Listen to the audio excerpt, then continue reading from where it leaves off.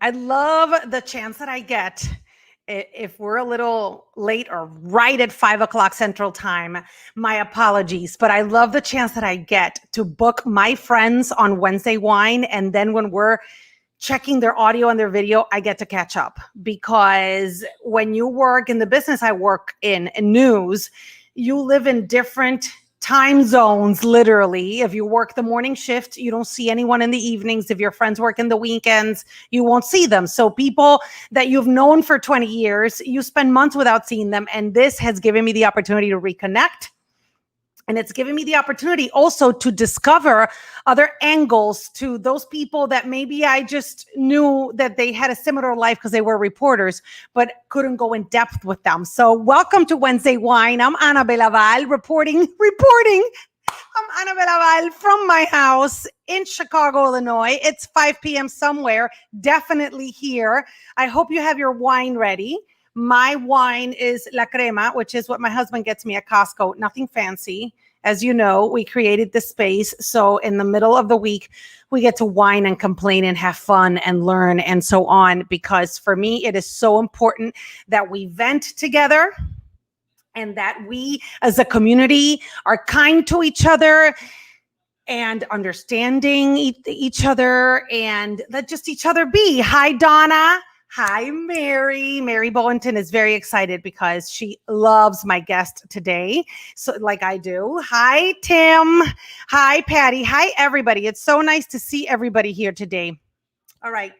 So Wimbledon just finished, and before that was the French Open. And honestly, I know nothing about sports. I care a little more now because my son is into it. And around the time of the French Open, I discovered, although I did know Naomi Osaka because of the history she made. She was the number one women's tennis player. She won one Grand Slam, too. I'm not really sure. And she is Japanese Haitian. So she broke a lot of ceilings.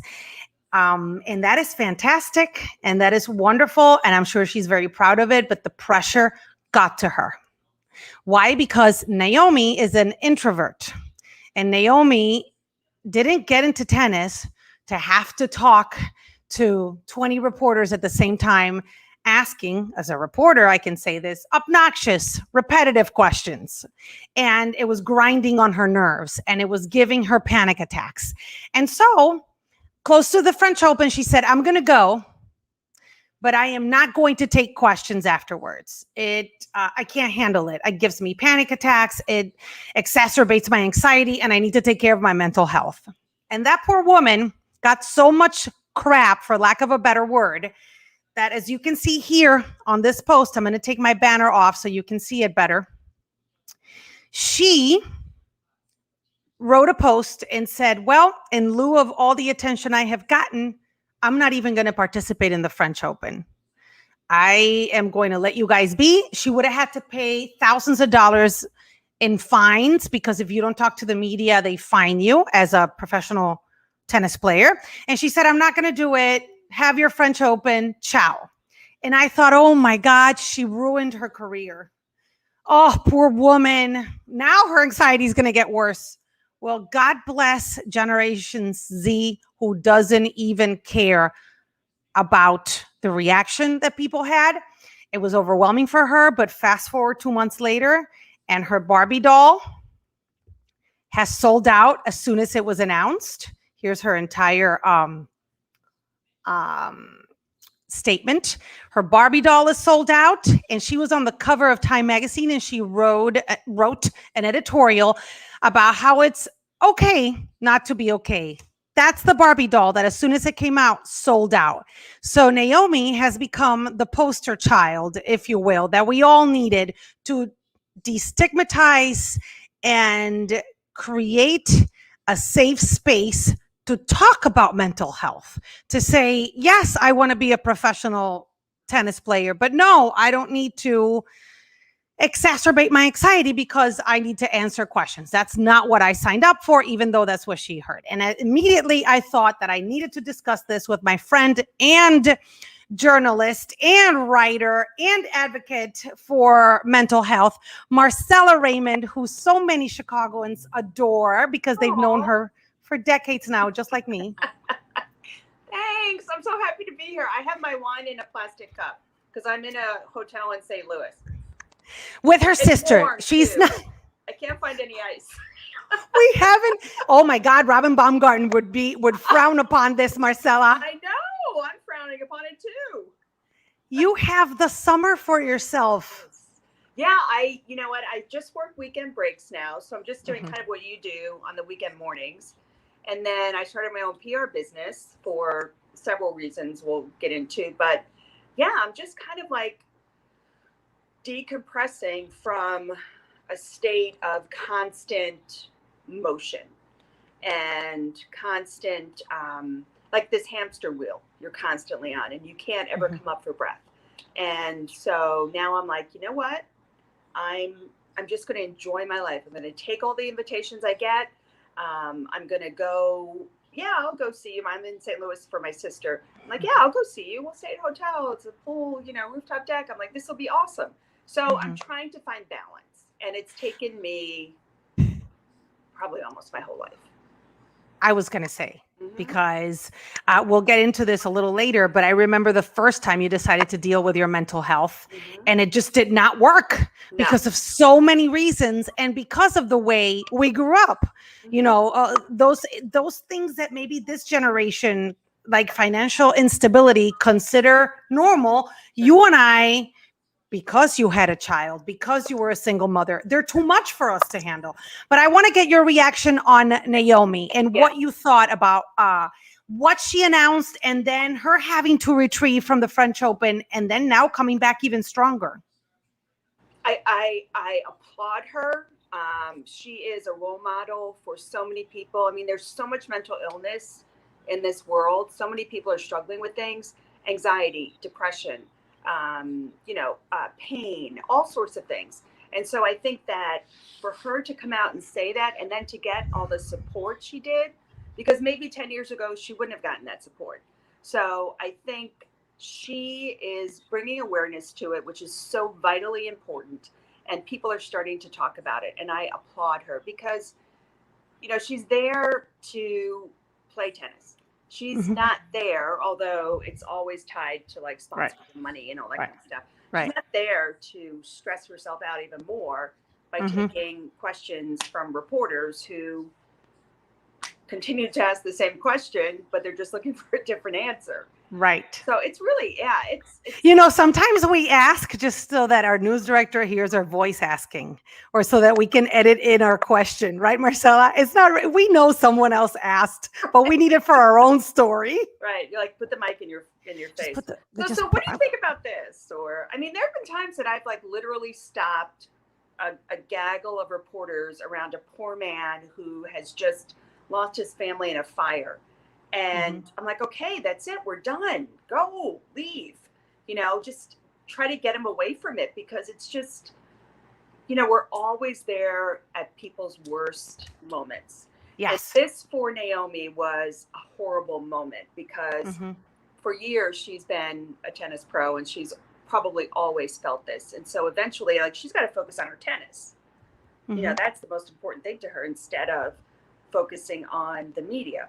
So, or the sponsors or Wimbledon or whoever, the French Open, whoever it is. So I think she really, I think the more we talk about it, the more people will listen and realize that it's okay. There's a group called Coffee, Hip Hop, and Mental Health.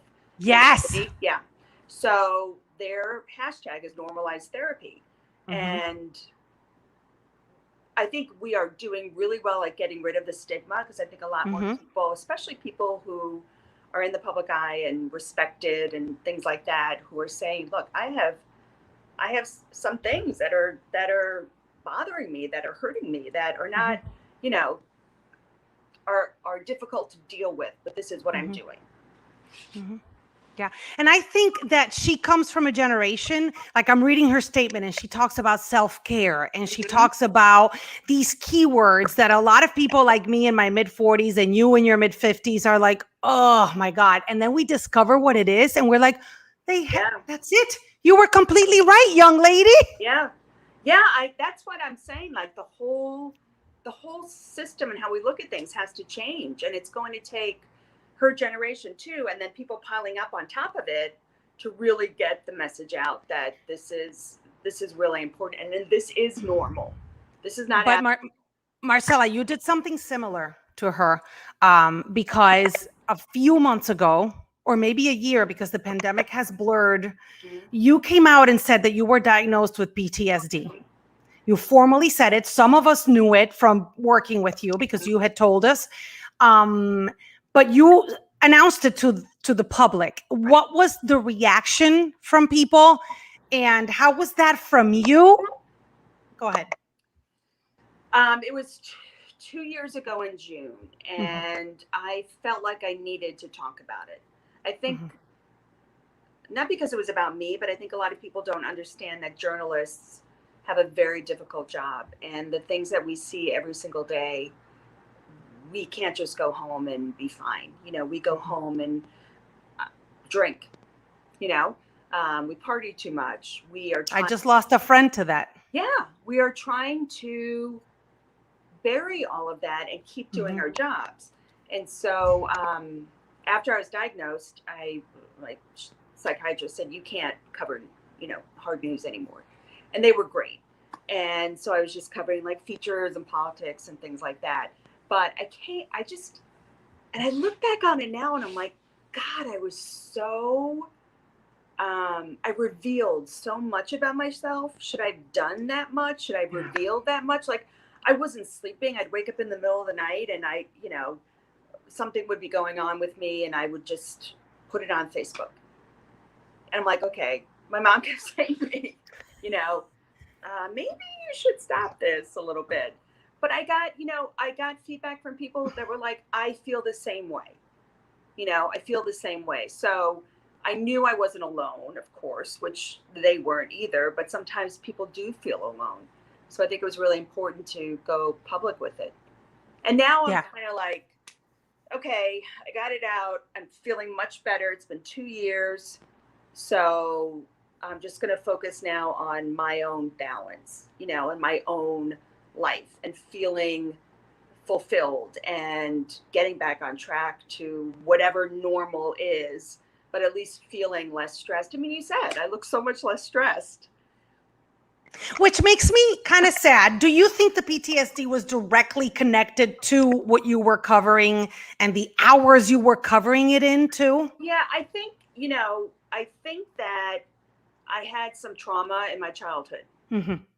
So I think covering all of this, I mean, there are stories I could tell you that would like blow your mind about just what I've seen and what I've heard and all this kind of stuff. And you think, oh, they're just reporting on a story. But, when I'm standing in front of a grieving parent who's telling me about their child who was just killed, I'm crying too, and then I have to go into the live truck and then just do my job.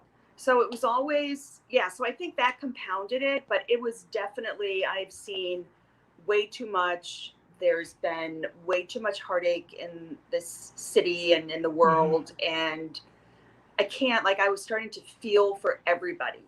Like I Yeah. was taking on all of their grief. And I'm like, I I like what Bruce is saying. I was stressed watching the news, so I can't imagine having can't. to Yeah. be on the front lines. And there is There's, there is a yeah, we know Bruce. yeah. There's a peculiar thing that happens in the mornings too, because you guys get there sometimes before the cops, Yeah. And sometimes before the body's lifted. right.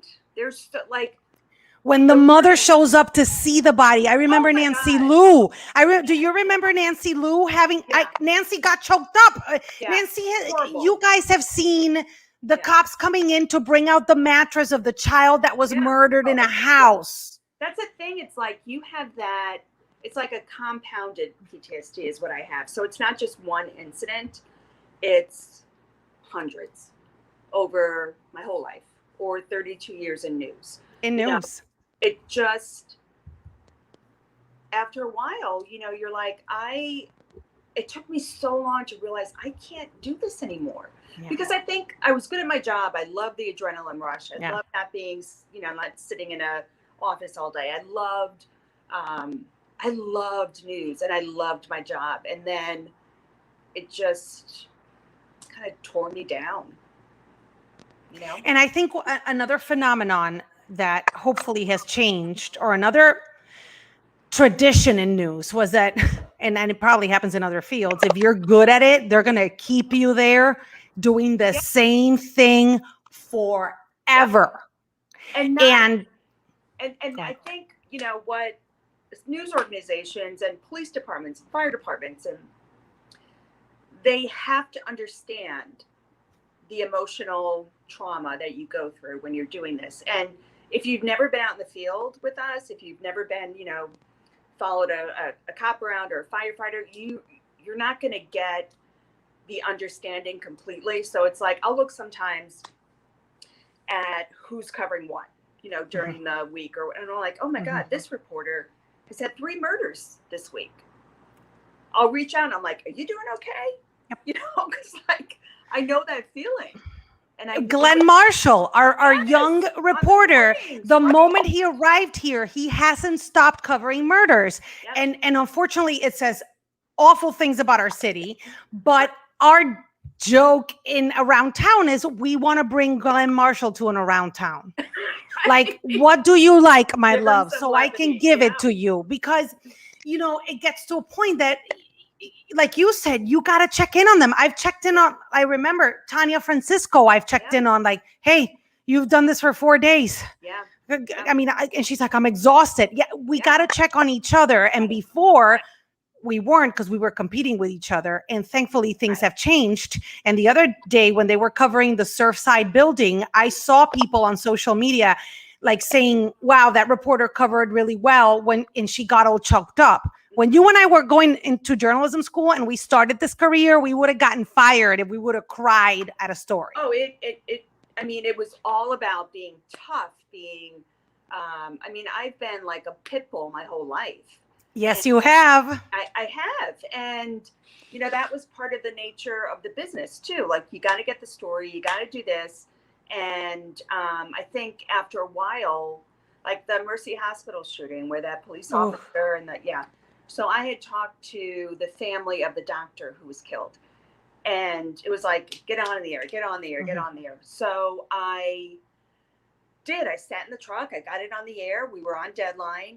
And then as soon as I was out there listening to what I had written and what the family had been saying, I just started getting choked up. And towards the end, I could barely talk. And I'm like, I'm sorry, this story has just broken me. And I got off the air and I went in the live truck and I just started sobbing. I mean, it was just like, and that was the start of me realizing that, this is too much for me now. Yeah. It's way too much. Yeah. And I don't, sometimes, which what happened to Naomi Osaka, people were like, well, you signed up for this. Yeah, no. Well, no. I didn't sign up for you to tell me that I look fat on TV. No. I didn't sign up for you to tell me that you don't like my outfit. I didn't sign up to like watch the horror and not have it impact me and not take care of myself, which is what you have been advocating for. Well, and I think, it took me, 30 something years. And then I realized that all my cards kind of fell into place. And I was like, well, COVID was really difficult on journalists too. COVID was hard on everybody. But for us, it was like everything changed in terms of how you do your work and, who you come in contact with and all that kind of stuff. And so that plus my diagnosis, PTSD, I was like, you know what? All the stars aligned. And I'm like, this is my time to do something that's really good for me. And I don't want to interrupt you, but I love this question from Ricardo Gutierrez because it connects with that. Were you initially fearful of approaching your superiors to request a different assignment? They could have said, well, that's the job that we need you to perform. And if you can't perform that job, then we don't need you. I'm sure many people face similar situations in their jobs and companies that are less flexible. Go ahead, my friend. Thanks, Ricardo.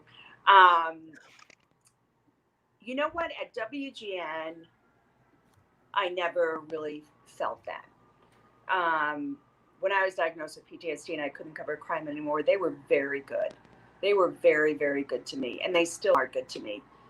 It's a different place to work because you can go to the bosses and feel like you can say something or try to get a different assignment, or I really can't cover this today, say it to a producer, and they'll be like, okay.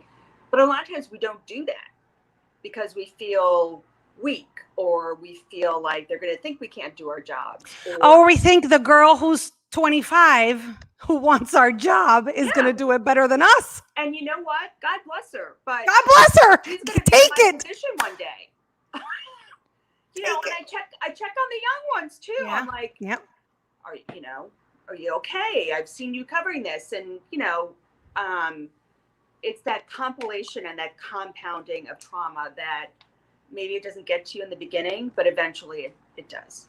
Yes. And yes, your bosses were so kind. Mm-hmm. And I had that happen to me as well with our old news director when I was going to Puerto Rico to cover the aftermath of Hurricane Maria. Yeah. And our general manager, Paul, sent me a note. Are you okay? How's everyone doing? Yeah. And I noticed that I was working at a different place where our producers, the morning of the hurricane, I was at a hotel being all cutesy. The hotel has a robot, and he knew me personally, and he knew that I'm on the phone listening to winds take over my parents' windows. Right. And he said, let's talk about it. Talk about it on the air. And Robin was like, I am so sorry. It wasn't, and maybe that's the secret to the success to our show, to all of us, to our station, because it's not like that everywhere. But I think we have seen with Osaka, and we have seen with the after pandemic situation where people are not going back to work, that people are saying, F it, I'll figure it out. Mm-hmm.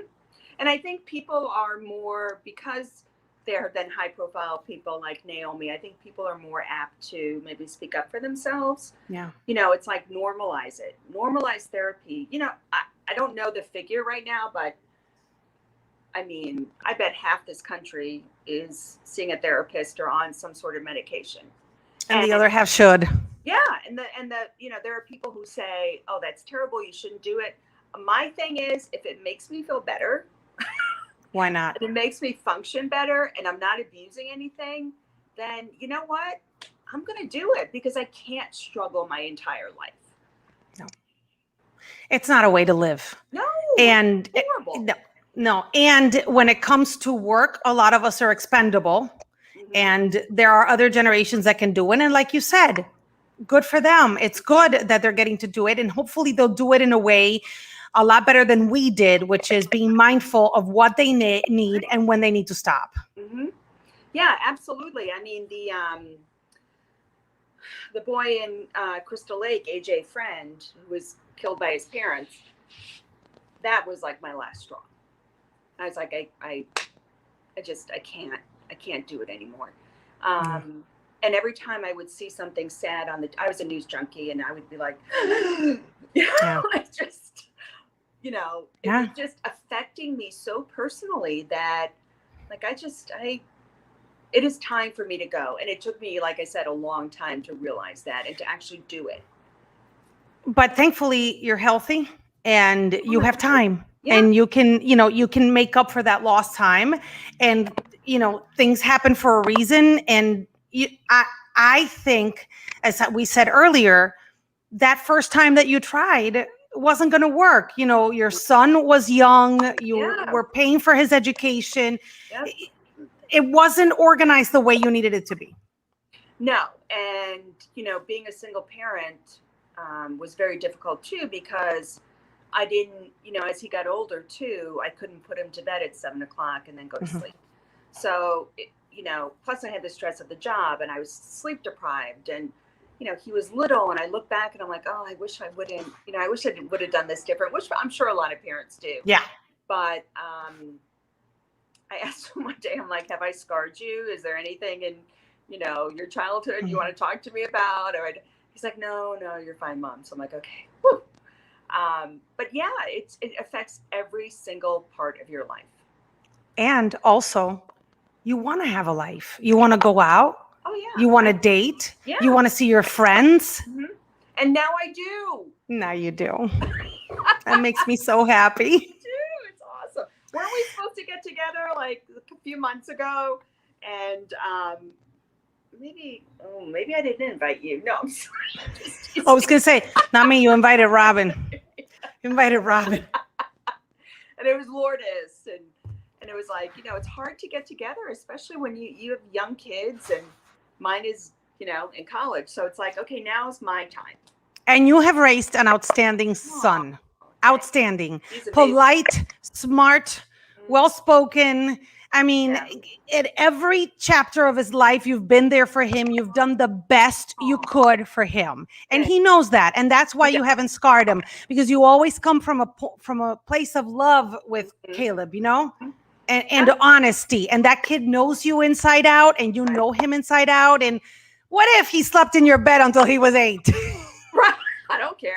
I mean, look at you. Like, it's almost like, oh, this co-bed thing maybe might be good, because he's so independent and so, that my mom says, there is no handbook. No, there's nothing. There's no handbook, and you do what your heart tells you to do. Right. And you won't screw it up. They have to have something to tell the therapist. And honestly, I love that you and I are able to normalize this topic, and no one expects someone as strong as you, and no one expects someone who's always so happy on TV like me to say that we've been in therapy for many years, that we have low points, that we are on anti-anxiety medication, and normalize it. Because what I was taught in my house, thankfully, was if you suffer from allergies, you take this medicine every day. Right. So if you suffer from anxiety, you take this medicine every day. Right. And that's amazing, because it's like most people would have said to you, well, go run or go work out more. And that works for some people. And that works. My psychologist says still bothers me with that. Mm-hmm. Yeah. Get out and run. I'm like, I hate to run. My knees hurt. I don't have enough. So the other day, the other day, and I haven't told the story, but the other day when I was going home to Puerto Rico to see my parents after 18 months, I was anxiety ridden, and I had a lot of work. The kids were going through their own thing. They were finishing school, and I had a lot of stories far away that involved me. I almost got in an accident racing, and then I had to go do another thing, and they were all far away, and we had headshots, and it always attacks my stomach. And and my mom kept calling me, are you sure you don't need a COVID exam? Are you sure you should come? And so her anxiety was affecting me, and my stomach is what goes nuts. And on a Thursday night, I remember watching an episode of Friends. I started with chronic stomach pain. Chronic. Yeah. Huh. And I started feeling like heat up and down, and like I was going to pass out. It's a panic attack. Yeah. Mm-hmm. And I told my husband, I don't know what's going on. And then I get angry at myself. Right. Like there's nothing why can't I control this? Why am I doing this? Why, and those are all the things that you have to cut yourself some slack and just go through it. And so I was in bed until the Sunday before I left. And of course, I landed in Puerto Rico and all my troubles were gone. And I called my psychologist and I said, I need you to give me Valium or Xanax right now. And he said, hold on. I said, do not tell me I got to go run, because I can't, because I'm bent over in pain and I need something to take the edge off. So I called my general practitioner, who said, all right, you have a flared up stomach. You need to take this. You need to go on this very bland diet. You need to not drink alcohol. I said, you're crazy. I'm going to go see my parents in Puerto Rico. What are you on? And she gave me a little bit of Xanax, very little. And she said, I'm just worried. And I said, listen, I come from a long line of people who take little bits. Yeah. little bits Yeah. because If you're you're afraid. not an addict, yeah, it's different. So I took a little bit. I was able to, because that week I hadn't slept a full night. Oh yeah, that's horrible. And I slept that Saturday night, by Sunday, and thank God for my husband, I sat in the bed and cried, and I told him, I am so mad that I'm this way. I am so mad that I can't handle it all. And he said, you need to cut yourself some slack. Yeah, he's awesome. Like you need to just, this is who you are, and Right. you decide that you can do everything, and you need to start canceling things and not overbook yourself. And Right. but people would be shocked that Absolutely. and I told my producer, I'm like, listen, my nerves are getting the best of me. Hmm. I can't do anything this weekend. Forget it. Right. And I think that that's, you know, because I see the same thing with you. I know you, so I know that that's not, it's not an act, it's just your job. But, Mhm. you know, that constant smile and, you know, have fun and do this and do that. And yet inside you're, you know, you'll do it for that span of time that you have to, like 7 to 10 or Mhm. whatever it is. And then you leave and you still have the same anxiety or Anxiety. depression or feelings of things. So I don't think people, they would look at you and say, oh, look at her. Yeah. How awesome she is. They might even be jealous. You know, they might be like, oh my gosh, she's got her whole life together. Yeah. And we all have something that I think maybe we keep secret or we try to deal with. I mean, we all have something. Nobody's perfect. No one's life is No. perfect. Yeah. No, and I think social media has done a lot of damage. Mhm. And I think now people are turning it around and saying, enough with the Photoshop stuff, enough with, Right? you know, Exactly. Yeah. I want to show you some of the great love you're getting. You have made me smile and laugh on the weekends. This COVID year has been so scary, and I needed news like you. Thank you. Oh, you're welcome. Uh, and the people are going to start quoting you, my friend. I can't struggle my entire life. No, you can't. No, Thanks for stop this it. amazing conversation. Yeah, it's just great. Let's see this. Do you believe networks will change their focus on news stories so that it's not always stories just for ratings? I don't believe, like, especially at our station, like that's a whole, I think it's a false narrative that we pick stories because of ratings. I No, never found that to be me true. neither. I think we pick stories that we think are most important to viewers. And sometimes seeing all that crime, I'm like, come on, let's do something else. But people need to know what's going on in their community. I mean, I think like at WGM, we really kind of try to pepper in those good stories. Like you have Mhm. around town, you have Mhm. Weekend Break. You know, we try to do stories that are good too. But you know, I hear that, and that's a misnomer. It's never been for us about ratings. No. And the same thing. And I love this one. This is so powerful. Thank you for your vulnerability and transparency. The first step to healing for so many people is normalization of trauma and the impact it has on daily living. Thank you. Yep.